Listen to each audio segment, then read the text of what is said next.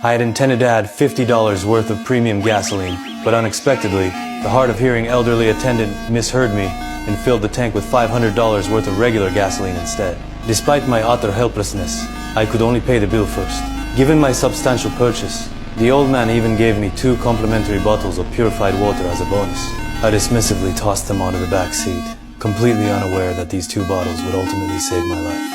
Shortly after, I drove toward a 10-kilometer tunnel. However, not long after entering, a severe collapse occurred not far behind me. I desperately accelerated, trying to escape the tunnel, but it was already too late.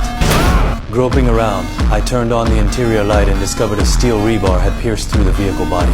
Just as I was about to get up, the rocks above collapsed again. Once I regained my composure, I immediately grabbed my phone to call for rescue, only to find there was no signal. I could only frantically search for signal in the cramped space.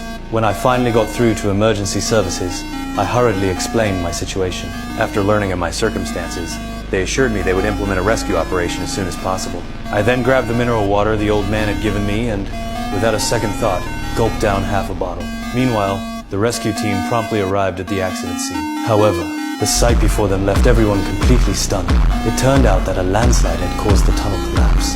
The incident quickly became a trending topic on TikTok, and information about the trapped individuals was subsequently exposed. In an instant, media reporters from across the country were all contacting me, attempting to leverage this incident to gain viral attention themselves. Upon learning of this, the rescue captain immediately became furious and snatched the reporter's phone, hanging up the call.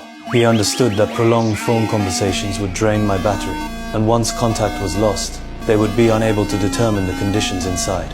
He then quickly contacted me, explaining that the rescue process was quite complex and required me to turn off my phone, reporting the internal situation to him only once daily at a fixed time.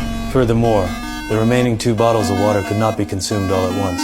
They needed to be rationed out over the course of a week. Once everything was prepared, the rescue team first used drones to fly into the tunnel to assess the situation. Unexpectedly, various media outlets also flew their drones in, with some novice operators crashing right at the tunnel entrance. Even the drones that successfully entered the tunnel eventually lost signal and crashed one after another.